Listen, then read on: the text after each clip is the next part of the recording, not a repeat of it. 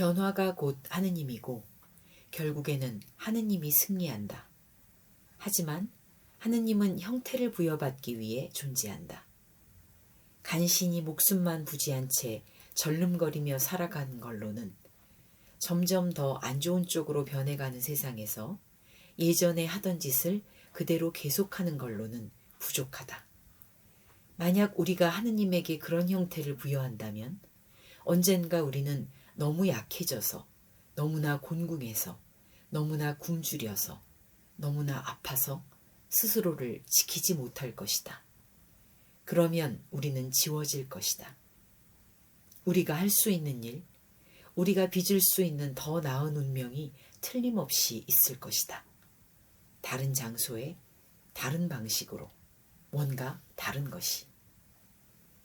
때로는 어떤 대상에 이름을 붙이는 일, 그러니까 이름을 새로 지어주거나 원래 있던 이름을 찾아주는 일이 그 대상을 이해하는 계기가 되기도 한다.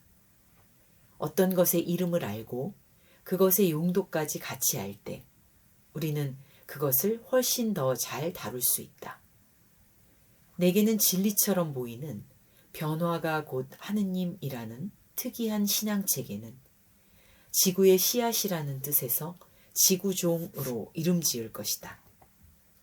나는 전에도 내 신앙에 이름을 붙이려고 했었다. 그러다가 실패하자 그냥 이름 없는 채로 신앙을 놔두려 했다. 그 두 가지 시도 모두 탐탁지 않았다. 이름과 용도가 함께 있어야 집중이 됐으니까. 그런데 오늘 신앙의 이름을 찾았다. 뒷마당에서 잡초를 뽑으며 식물이 스스로 씨앗을 뿌리는 방식, 즉 바람이나 다른 동물이나 물을 이용해 모체에서 멀리 떨어진 곳까지 씨앗을 퍼뜨리는 방식에 관해 생각하다가 이름이 떠올랐다. 식물은 제 힘으로는 결코 먼 거리를 이동하지 못하지만 그럼에도 불구하고 실제로 이동을 한다. 한자리에 붙박인 채 흔적 없이 멸종되기를 기다리지 않는다.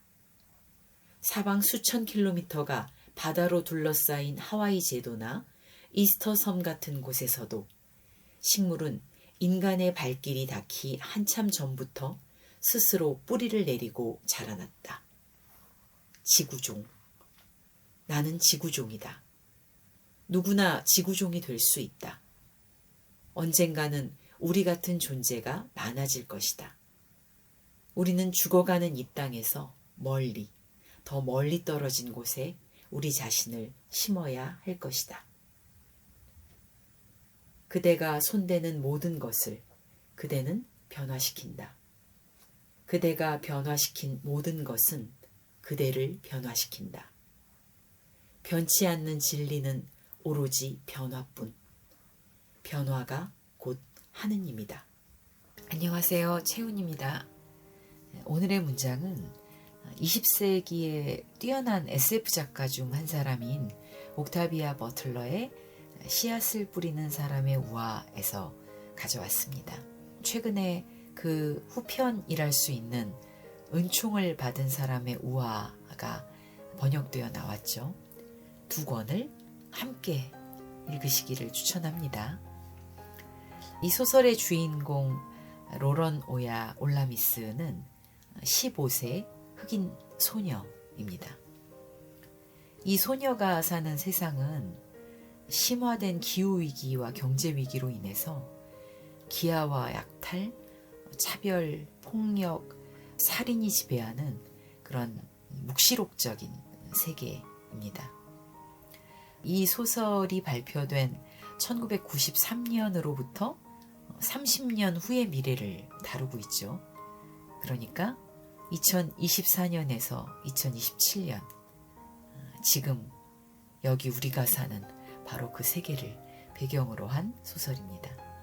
은총을 받은 사람의 우화 도입부에 보면 이 로런의 남편인 반골레가 2015년에서 2030년을 기후, 경제, 사회적 위기가 겹치면서 시작된 역병기라고 묘사하는 부분이 있는데요. 이쯤 되면 거의 예언서처럼 읽히기도 합니다. 그런데 조금만 민감하게 우리가 생각을 해보면 충분히 가능한 예언이기도 하죠. 지금 우리도 사실 알고 있지 않습니까?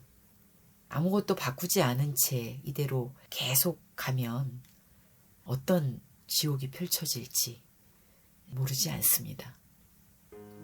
다만 생각하고 싶지 않은 거겠죠. 바꾸고 싶지 않은 것이고. 그렇지만 지옥 속에서도 우리가 할 수 있고 해야 하는 건 있습니다. 로런은 목사인 아버지의 하느님과 교회를 버립니다. 그리고 친구와 가족을 잃은 이 폐허에서 달아나기 위해 비상배낭을 꾸리죠. 그리고 거기에 씨앗, 제가 읽은 부분에서 지구종이라고 명명된 씨앗을 넣습니다.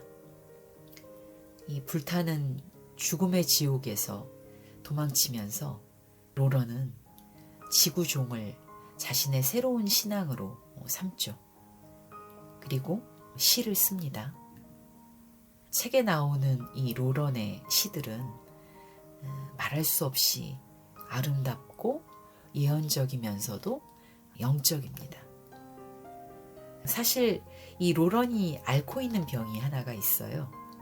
초공감 증후군이라는 타인의 고통을 고스란히 자신의 고통으로 느끼는 병이라고 명명되어 있습니다.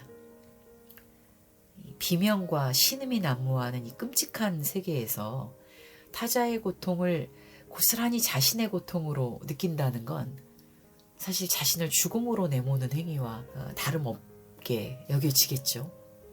하지만 옥타비아 버틀러는 이 병이야말로 실은 유일한 건강이자 희망이라고 이야기하는 것 같습니다.